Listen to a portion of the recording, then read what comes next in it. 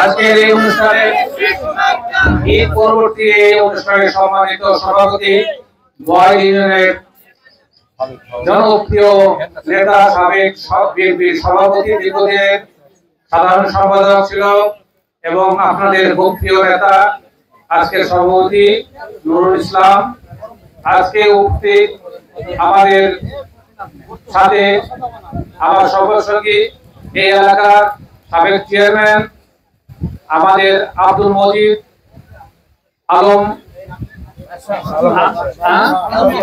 বাদশাহ, এখানে মাহফুজার আছে, রেজাউল মেম্বার আছে, এখানে সাত্তার মেম্বার আছে।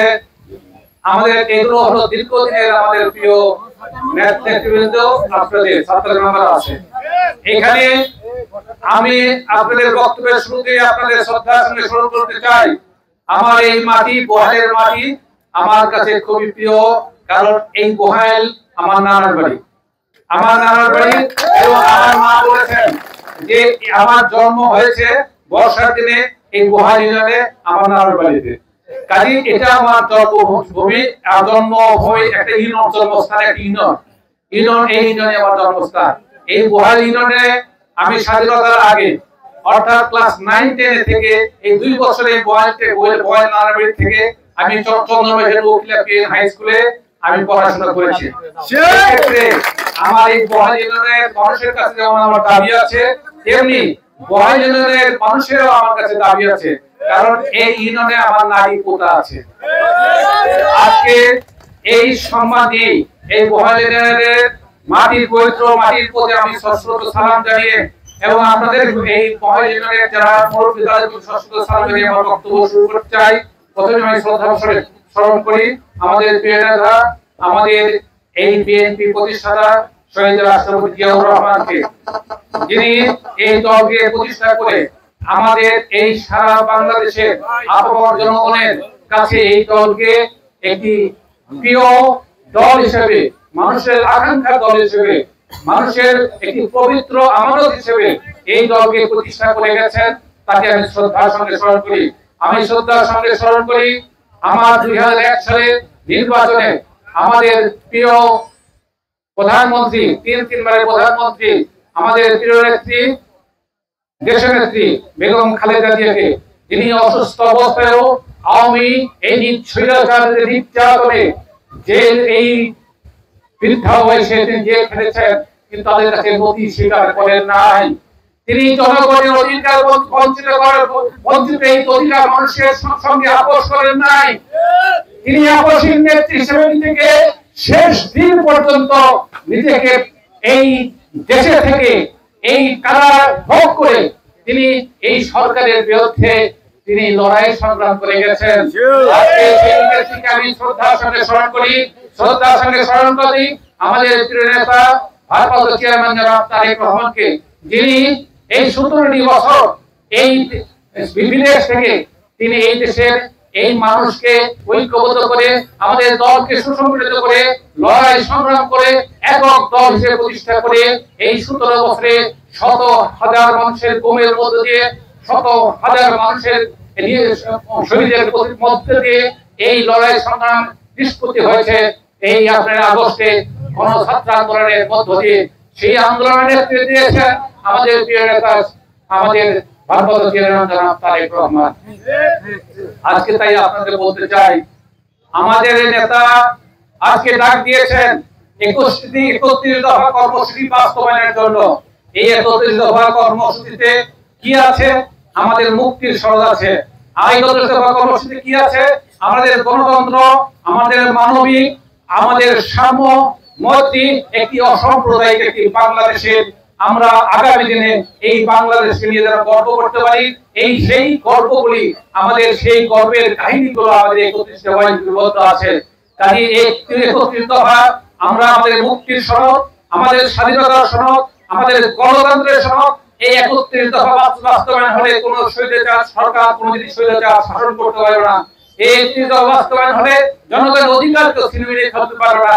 এই অধিকার, এই 31 দফা বাস্তবায়িত হলে মানুষের ভোটাধিকার নিয়ে কেউ ছিনিমিনি খেলতে পারবে না। কাজে এই 31 দফার আজকে নায়ক আমাদের প্রিয় নেতা ভারপ্রাপ্ত চেয়ারম্যান জনাব তারেক রহমানকে আমি স্মরণ করে আমি আমার বক্তব্য শুরু করতে চাই। ভাইরা আমার, আজকে আপনারা 2001 সালে আমাকে এমপি বানিয়েছেন। আপনাদের সাথে কতটুকু আমি সহযোগিতা করতে পারছি বা জানি না, তবে অন্তরের অন্তঃস্থল থেকে আমি সকল প্রকার আমার অন্তরের অন্তঃস্থল থেকে সততা, আমার নিষ্ঠা, আমার শরীরের যতটুকু রক্ত আছে এই রক্তের সঙ্গে আমি আপনাদের সঙ্গে আমি মিশিয়ে আমি আপন হিসেবে নিজেকে মিশিয়ে দিয়েছিলাম। আপনাদের সাথে কোনোদিনও কোনো মানুষ বলতে পারবে না কাজী রফিকের কাছে গিয়ে কোনো কাজে অসফল হয়ে এসেছে অথবা অসফল হয়ে আসলেও আমি সবকিছু আমারও একটা সীমা, আমারও একটা সাধ্য আছে। আল্লাহ কোনো কিছু কাউকে অসাধ্য করে তৈরি করেন নাই। আমার যদি সাধ্য না থাকে তারপরেও ওই মানুষটিকে আমি কোনোদিন হাসিমুখে আমি বিদায় করেছি, চেষ্টা করেছি। আজকে 2001 সাল থেকে 2006 সাল পর্যন্ত আমি ক্ষমতায় ছিলাম। 2006 সালে আমাকে বাংলাদেশ জাতীয় দল আমাকে মনোনীত করে এমপি প্রার্থী হিসেবে। আমরা যখন এই 2006 সালে আমরা যখন এমপি নমিনেশন নিয়ে আমরা মাঠে ঘাটে আপনাদের একত্রিত করে আজকে বিএনপি সেই ধানের পক্ষে আমরা যখন গুণাধিকার সৃষ্টি করেছিলাম, সেই সময় আওয়ামী লীগ ষড়যন্ত্র করে তারা রবি বৈঠার মাধ্যমে এদেশে অস্থিতিশীল তৈরি করে তারা এই ভোটকে তারা বন্ধ করেছিল। ভাইরা আমার, এই যে ষড়যন্ত্র শুরু হলো, এই ষড়যন্ত্রের মধ্য দিয়ে 2008 সালে তারা একটা ষড়যন্ত্র নির্বাচন করেছিল। তারপরে আপনারা জানেন 2008 সালের পরে যতগুলো নির্বাচন হয়েছে সবগুলি পাতানোর নির্বাচন। তারপরে বিএনপি আবারও 2018 সালের নির্বাচনে তারা অংশগ্রহণ করলো। সেই সময়ে আমাকে তারা বাংলাদেশ জাতীয় দলের মনোনীত প্রার্থী হিসেবে আমাকে ধানের শীষের প্রতীক আমাকে বরাদ্দ করা হলো। ভাইরা আমার, আজকে এই ধানের শীষের প্রতীক নিয়ে আপনাদের কাছে আমাকে আসতে দেওয়া হয় নাই। পুলিশ বলেন, বিডিআর বলেন, সেই সময়ে যত বাহিনী ছিল সমস্ত বাহিনী দিয়ে আমাকে ঘেরাও করে রাখা হয়েছিল। তারপরেও তাদের সাথে যুদ্ধ করে আমি আপনাদের কাছে আসার চেষ্টা করেছি এবং এসেছিও। আমি যেদিন সোনাগড়ে আমি ঘোষণা দিলাম যে কোনো মূল্যে আমি সোনাগড়ে ঢুকবো, কারো স্বার্থ থাকলে আমাকে আটকানো হোক। সেই দিন আমি যখন সোনাগড়ে ঢুকি তখন 400 অধিক পুলিশ, 600 অধিক বিডিআর, সেই সময়ে ডিবি পুলিশ দিয়ে আমাকে ঘেরাও করে ফেলা হয়। সেই ঘেরাওয়ের মধ্যে আমাকে হাজার হাজার নারী পুরুষ সোনাগড়ের মানুষ আমাকে ওই ঘেরাও থেকে তারা রক্ষা করে আমি বড় করে সোনাগড়ের ঘোষণা করেছি। আওয়ামী লীগের একটি আওয়ামী লীগ ছিল, ছিল সব আওয়ামী লীগ সোনাগড়ে শূন্য হয়েছিল এবং এই সংগঠনে সমস্ত আওয়ামী লীগের সেখান থেকে চলে গিয়েছিল। এটা সাহস লাগে, এটা তো তাকত লাগে, এটা তো সততা লাগে, এটার জন্য জনগণের সমর্থন লাগে। এই সমর্থন নিয়ে আমি আপনাদের দেখতে দিয়েছি। আমি আপনাদের এই ধানের শীষের ঝান্ডাকে আমি উপরে তুলে ধরে আপনাদেরকে ঐক্যবদ্ধ করে আপনাদেরকে নেতৃত্ব দিয়েছি। মাত্র আমি দেশ নেত্রী এবং খালেদার একটা কর্মী হিসেবে আপনাদের নেতৃত্ব দিয়েছি। তারেক রহমানের একজন দক্ষ কর্মী হিসেবে আপনাদের এই পতাকাকে এগিয়ে নেওয়ার জন্য আপনাদেরকে সহযোগিতা করেছি। মাত্র আজকে বলতে চাই, আমরা যেটা করেছি, আমরা সকল প্রকার দুরাচার, অনাচার, সকল প্রকার অসুস্থ রাজনীতি থেকে আমরা এই জনগণকে মুক্ত করতে চেয়েছি। আমরা জনগণকে কোনদিনও অন্যায় কাজের সাথে আমরা কোনো সময় আপোষ করতে দিই নাই। এই আওয়ামী লীগ 17 বছরে যেটা করেছে, আমাদের বিএনপি নেতা কর্মী এমন কোন নেতা নাই যাদেরকে 10টা মামলা নাই, যাদেরকে 20টা মামলা নাই। ওই যেদিন সোনাতলায় যেদিন আমি পুলিশের বিরুদ্ধে যেদিন বিস্ফোরণ ঘটিয়েছিলাম, একদিনে আমাকে 24টি মামলা দেওয়া হয়েছিল। তারপরে 8টি মামলা দেওয়া হয়েছিল সারিয়াকান্তে। এই যে এতগুলো মামলা, যেখানে 5,000-এর বেশি যেখানে আসামি, সেই আসামিদের আপনার তাদেরকে নার্সিং করা, সেবা করা, তাদেরকে ঢাকাতে নিয়ে যাওয়া, হাইকোর্ট থেকে জামিন করা, এই এতদিন পর্যন্ত এখন পর্যন্ত তারা এখনো এই আসামি হয়ে তারা এই ভাবে হাজিরা দিচ্ছে। এদেরকে সহযোগিতা করেছি, এদেরকে সহযোগিতা করছি। আজকে আপনাদের কাছে বলতে চাই যে এই জিনিসটি করার জন্য আমাকে শুধু আপনাদের সহযোগিতাই আমাকে অনুপ্রাণিত করেছে। আপনাদের আমার প্রতি যে সমর্থন আপনাদের এই সমর্থনটুকু আমাদের কাজে লাগিয়েছে। আমি যেখানে যাই আমার কথা শোনার জন্য মানুষ কোথা থেকে আসে আমি জানি না, আমার নাম শুনলে আপনারা আমাকে সশ্রদ্ধ আমাকে সম্মান করে, আমার যতদিন আমার এই রক্ত আছে ততদিন আল্লাহ আমাকে আয়ু দিয়েছে, আমি আপনাদের জন্য সাথে থাকবো, আপনাদের পাশে থেকে আপনাদের এই মৌলিক সমস্যাটি সমাধান করার চেষ্টা করবো। আজকে এই নদী ভাঙন রোধ করতে পেরেছি, আজকে নদী বাঁধের এই ভাঙন রোধ করতে পেরেছি। এই আপনার 3 করোড় থেকে আমাদের এই মসজিদের এই পাশ পর্যন্ত এই নদীর কাজটুকু করতে পেরেছিলাম। 1 ইঞ্চি জায়গাও কিন্তু ভাঙে নাই। লেগেছে, এটার জন্য দরদ লেগেছে, এটার জন্য পরিশ্রম লেগেছে, এটার জন্য আপনাদের সহযোগিতা লেগেছে। আপনারা সহযোগিতা নিয়ে করেছেন, এই জন্য আজকে আমরা এই কাজগুলো করতে পেরেছি। যে রাস্তাগুলো করেছি আজকে চন্দনবাসা থেকে এদিকে শালিগঞ্জ হয়ে বগুড়া, এই চন্দনবাসা হয়ে জোরগাছা, আপনার ব্রিজ বাঙালি নদীর ব্রিজ হয়ে আপনার বগুড়া, আবার এই চন্দনবাসা থেকে আপনার হয়ে আপনার এই ধনুট হয়ে ঢাকার রাজপথগুলি কত সুগম হয়েছে, কতই না সুন্দর হয়েছে। এই 17 বছরে আমাদের এই রাস্তাগুলি একটু মেরামত করতে হয় নাই। এর জন্য লেগেছে দরদ, এর জন্য লেগেছে আপনাদের কিছু সহযোগিতা। আপনারা যেখানে গিয়েছি আপনারা রাত ভর আমাকে পাশে থেকে আমাকে সহযোগিতা করেছেন, আমি কৃতজ্ঞ, ধন্য, আপনাদের কাছে ধন্য। আমি মনে করি আজকে আমাদের প্রিয় নেতা জনাব তারেক রহমান এই দিয়া পরিবার যত কষ্ট করেছে, কেউ কি বলতে পারবেন বুকে হাত দিয়ে এত কষ্ট করে কর্মী করেছেন? আজকে আমাদের শহীদ জিয়ার পরিবারকে অবরুদ্ধ করে, আমাদের প্রিয় নেত্রীকে অবরুদ্ধ করে রাখা হয়েছে। আজকে প্রিয় নেতাকে তাদের হাত ভেঙে তাকে মৃত্যু করে হত্যা করার চেষ্টা করা হয়েছিল। আজকে তার আমাদের শহীদ জিয়ার ছোট সন্তান আরহাত রহমানকে তাকে হত্যা করা হয়েছে। এটা একটা হত্যার শামিল। আজকে শেখ হাসিনার বিরুদ্ধে এই হত্যার অবশ্যই হত্যার বিচারের মুখোমুখি হতে হবে। আজকে তাই বলতে চাই, দম্ভ ভালো না, দম্ভের একটা সীমা আছে। এই দম্ভের শেখ হাসিনা আওয়ামী লীগ অতিক্রম করে। আওয়ামী লীগের লোকদের কাছে বলতে চাই, আপনারা যা করেছেন আপনার মাকে খত দিয়ে মানুষের কাছে যদি ভালোবাসা মানুষের কাছে মা দিতে পারেন আমাদের কোনো আপত্তি নাই। আসেন, আপনারা ফিরে আসেন রাজনীতিতে। আমাদের বিএনপির এই বিএনপি রাজনীতিতে এই মানুষগুলিকে, এই হাজারো মানুষগুলিকে আপনারা জেলখানায় পুড়িয়ে তাদের পরিবারকে ধ্বংস করেছেন। সেই প্রতিহিংসার রাজনীতি বিএনপি করে না। কিন্তু এটাও ঠিক, আপনারা যারা এই বিএনপির কর্মীকে হত্যা করেছেন, এই বিএনপি এই পরিবারগুলোকে ধ্বংস করেছেন, তাদের অবশ্যই মনে রাখতে হবে আপনাদের আজ হোক কাল হোক আপনাদের এই বিচারের মুখোমুখি হতে হবে। পাবেন না।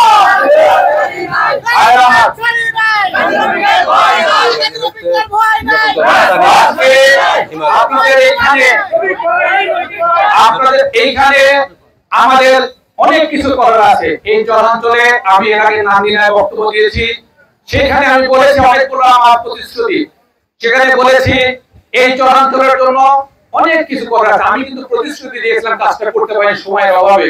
কারণ আমার ধারণা ছিল পরবর্তীতে আপনারা যেভাবে আমার পিছনে ছিলেন, বিপুল ভোটে আমি আপনাদের জনপ্রতিনিধি হতাম। আমি পরবর্তী কাজগুলো আমি হাতে দিয়েছিলাম, বলেছিলাম এই বহাল থেকে এই চারোয়ার পর্যন্ত একটি বাঁধ নির্মিত হবে, সেই বাঁধটি হবে পাকা রাস্তা। এই পাকা রাস্তা করে এই চারোয়ার থেকে বহাল এবং বহাল থেকে চারোয়ার রাস্তা ইনশাআল্লাহ এই বাঁধের মাধ্যমে এই রাস্তা এটা তাদের অত্যন্ত দরকার। আপনাদের শুধু রাত নয়, আজকে অনেক সময় পানি খেয়ে জমি নষ্ট হয়ে যায়। আজকে অনেক সময় আপনাদের ভাঙন রোধ করতে করার জন্য অবশ্যই আজকে দাবি উঠেছে। আমিও দেখেছি, আজকে এর আগেও দেখেছি। আমার বাড়ি যেহেতু এই চরের মধ্যে, আপনাদের পাশে আপনারা জানেন যে চরপাড়া গ্রাম, এই মূলবাড়ির পাশে এই চরপাড়া গ্রাম, এখানে আমার জন্ম, এখানে আমি বড় হয়েছি, এইখানে আপনাদের পাশে এই চরাঞ্চলটা, এইগুলো এখন দাবি রাখে এই পাশেও নদী প্রতিরোধ করার জন্য একটি বাঁধ সহ এবং এই নদী ভাঙন রোধের জন্য অবশ্যই এর ব্যবস্থা নিতে হবে। এই ব্যবস্থা নেওয়ার জন্য ইনশাআল্লাহ আগামী দিনে আপনারা আমাদেরকে সহযোগিতা করবেন। আপনারা সহযোগিতা করেন, তারেক রহমান হাতকে শক্তিশালী করেন, বেগম খালেদা হাতকে শক্তিশালী করেন, আমাদের বিএনপি পতাকা দলে ঐক্যবদ্ধ থাকেন। ইনশাআল্লাহ অবশ্যই আপনাদের সকল মৌলিক দাবিগুলি আমরা পূরণ করে দিব ইনশাআল্লাহ। আজকে আমি বলতে চাই যে এইখানে আমাদের এই অঞ্চলে আমাদের যে শিক্ষা ব্যবস্থা অত্যন্ত অপ্রতুল। এখানে স্কুল নামমাত্র স্কুল আছে, কিন্তু শিক্ষা ব্যবস্থার উপযোগী নাই। এখানে কোন ভালো শিক্ষক নাই, এখানে ছাত্র আছে, ভালো শিক্ষক নাই। এই শিক্ষা প্রতিষ্ঠানগুলোকে উপযোগী করার জন্য আমাদের পাইলট স্কিম নিতে হবে। প্রয়োজনে এইখানে সরকারি বিদ্যালয় প্রতিষ্ঠা করে এইখানে সরকারি অনুদানে এখানে সবচেয়ে আজকে যুগের সাথে তাল মিলিয়ে এখানে আজকে শিক্ষা প্রতিষ্ঠান এই প্রাথমিক থেকে হাই স্কুল পর্যন্ত এবং একটি কলেজ এখানে প্রতিষ্ঠা করতে হবে। আজকে কলেজ অবশ্যই প্রতিষ্ঠা করতে হবে। এখানে চরাঞ্চলের মানুষ, এলাকার মানুষ একটি নয়, দুটি নয়, এখানে 4টি 5টি আপনার ইউনিয়ন আপনার ধারণা এই সালেগান সহ 5টি ইউনিয়ন এখন খালিগঞ্জের অর্ধেক সহ আপনি 5টি চরাঞ্চলে 6টি ইউনিয়ন হাসে প্রযোজিত হয়েছে 6টি ইউনিয়ন। আজকে এই 6টি ইউনিয়নের জন্য আমি কাজ শুরু করেছিলাম, শেষ করতে পারি নাই। আপনাদের যদি দোয়া থাকে, যদি সহযোগিতা থাকে, আগামী দিনে আপনাদের দোয়া এবং সহযোগিতা নিয়ে আগামী দিনে আপনাদের ঐক্যবদ্ধ করে কথায় ওই একটা কথা আছে না, কথায় বড় না হয়ে কাজে বড় হবে। আপনাদের এই আমাদের এমপি, আমি কোনোদিনও আপনাদের বক্তব্য ভালো দিতে পারি নাই, কোনোদিনও সেইভাবে বক্তব্য, কিন্তু আমি আপনাদের কাজ দিয়ে আপনাদের মনে আকাঙ্ক্ষা পরিবর্তন করে আপনাদের আমি নিজেকে প্রতিষ্ঠিত করেছিলাম। ভাই আমার, এইটাকে আপনারা অব্যাহত রাখবেন এবং আগামী দিনে এইখানে অবশ্যই একটি হাসপাতাল প্রতিষ্ঠার দাবি রাখে। আজকে বলতে চাই এই এলাকার মানুষের জন্য কমপক্ষে 50 বেড নিয়ে একটি হাসপাতাল অবশ্যই এখানে আজকে আরো দাবি রাখে। এইখানকার মানুষ সবকিছু এখানে ফসলাদি আপনি দিতে জামা পড়তে নিয়ে যেতে পারেন, কিন্তু সবসময় জামা পড়ে রাস্তা ভালো থাকে না। এখানে এই চরাঞ্চলের জন্য আমাদের নেতা তারেক রহমান, আপনার ঠাকুরগাঁও নীলফামারীতে বক্তব্য দিয়ে বলেছেন চরাঞ্চলের জন্য একটি হিমাগার প্রতিষ্ঠা করা দরকার। আমিও বলতে চাই, আমি নান্দিনাটোরের আমি ঘোষণা দিয়েছিলাম, কারণ আমার নেতা তারেক রহমান এই বহাল সহ এমন কোন চরাঞ্চল নাই তিনি সেখানে যান নাই। এই চরাঞ্চলের মানুষের সাথে আমার মনে হয় বাংলাদেশের যতগুলো থানা বা সংসদীয় আসন আছে, সবচেয়ে বেশি আমার এই সংসদীয় আসনের সঙ্গে তিনি সম্পৃক্ত ছিলেন। তিনি এই সংসদীয় আসনের চরাঞ্চলের মানুষের যে মৌলিক সমস্যা, সেই সমস্যাটা উনি জানেন। উনি আমার সাথে থেকে উনি আমাকে সহযোগিতা করেছেন এবং আমাকে বলেছেন, আপনি একবার যদি এই চরাঞ্চলের মানুষকে একবার যদি সহযোগিতা করে তাদেরকে বিনামূল্যে বীজ দিয়ে, বিনামূল্যে সার দিয়ে, বিনামূল্যে সকল সহযোগিতা করে তাদের যদি একবার পায়ের তাড়া দিতে পারেন, তাহলে এই চরাঞ্চলের মানুষ একবারে আপনার নিজেরা স্বনির্ভর হয়ে যাবে। আজকে তার এই শুধু প্রসারী দূরদর্শী চিন্তা, আজকে আমি এখনো মাঝে চিন্তা করি, আমার ঘুমের আগে চিন্তা হয় কেমন করে এই মানুষটি সেই 25 বছর আগে 20 বছর আগে তিনি আমাকে এই কথাগুলো বলেছিলেন। আজকে সেই কথাগুলি, সেই দর্শনগুলি আমরা দেখতে পাচ্ছি যে চরাঞ্চলের মানুষেরকে একবার যদি সহযোগিতা করা যায়, তাদের যদি বিনামূল্যে সার, বীজ এবং বিভিন্ন ধরনের সহযোগিতা করে এখানে একবার যদি ফসল ফলানো যায়, ইনশাআল্লাহ বাংলাদেশ স্বনির্ভর হবে এবং চরাঞ্চলের মানুষ স্বনির্ভর হবে। পরিশেষে আপনাদের বলতে চাই, আগামী দিনে আপনারা আমাদের এই বিএনপি তথা আমাদের নেতা জনাব তারেক রহমানের যে ঐক্যবদ্ধ ঘোষণা দিয়েছেন তার পিছনে ঐক্যবদ্ধ থাকবেন এবং আপনারা একই সাথে হাত তুলবেন, আমাদেরকে সহযোগিতা করবেন। এবং একটা জিনিস আমি আজকে এই সরকারকে এই অনুষ্ঠান থেকে বলতে চাই,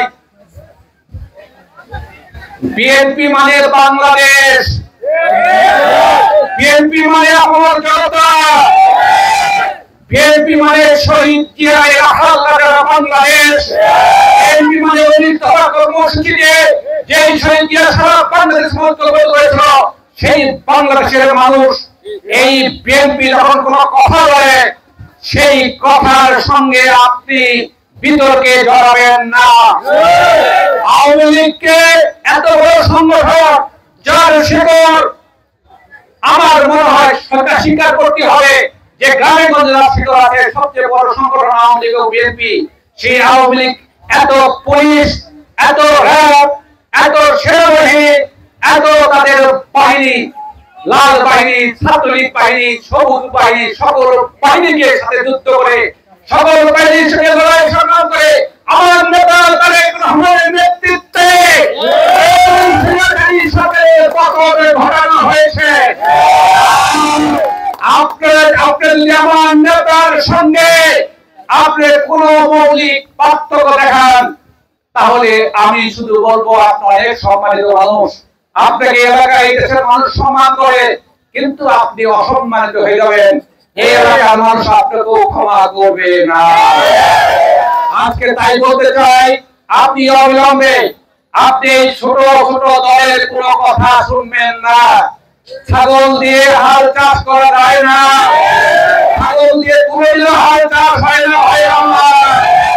কাজেই আজকে বলতে চাই, আপনি এই বিএনপির মধ্যে একটা পরিপক্ক দল এবং তার নেতৃত্বে যে জোট আছে, এই জোট যে কথা বলে সেই কথা আপনি সেই অনুযায়ী কাজ করেন।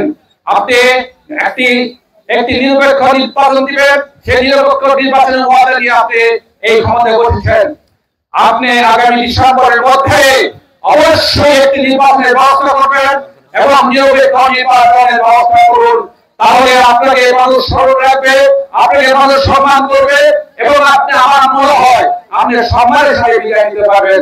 তাছাড়া আপনার জন্য আরো কঠিন একটি বাস্তবতা অপেক্ষা করতে পারে। পরিশেষে আজকে আপনারা আমাকে এখানে সম্মানিত করেছেন। আজকে বয় মানুষের কাছে আমি সুস্বাগত সালাম জানাই। আমার নানার বাড়ি, আমার নারী বুতাই জায়গা, এই জায়গার সঙ্গে আমার সব সময় আমার সম্পর্ক থাকবে। আপনাদের সাথে আমার সম্পর্ক ইহকাল এবং পরকাল, আপনাদের সাথে আমার সম্পর্ক এই চরাঞ্চল মানুষের সম্পর্ক আমার ছোটবেলা থেকে গড়ে ওঠা এই মানুষগুলোর সাথে সম্পর্ক।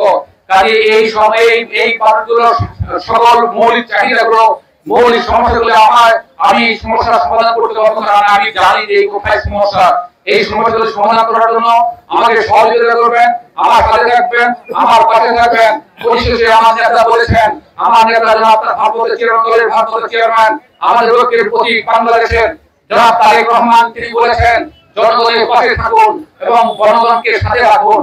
এই যে জনগণকে সাথে রাখুন এবং জনগণকে সাথে থাকুন, এই যে তার যে ডাক, এই ডাকটি আবার বলতে চাই আপনাদের পাশে থেকে এবং আপনাদের সাথে রেখে আমরা আগামী দিনে এই দুঃসাধ্য কাজগুলি করতে চাই। আপনারা সহযোগিতা করবেন, আপনারা সকল মানুষ ঐক্যবদ্ধ হয়ে তারেক রহমানের নেতৃত্ব থাকবেন, এই প্রত্যাশা জানিয়ে, এই আহ্বান জানিয়ে আপনাদের সকলকে ধন্যবাদ জানিয়ে আমার বক্তব্য শেষ করলাম। আল্লাহ হাফেজ। বাংলাদেশ জিন্দাবাদ।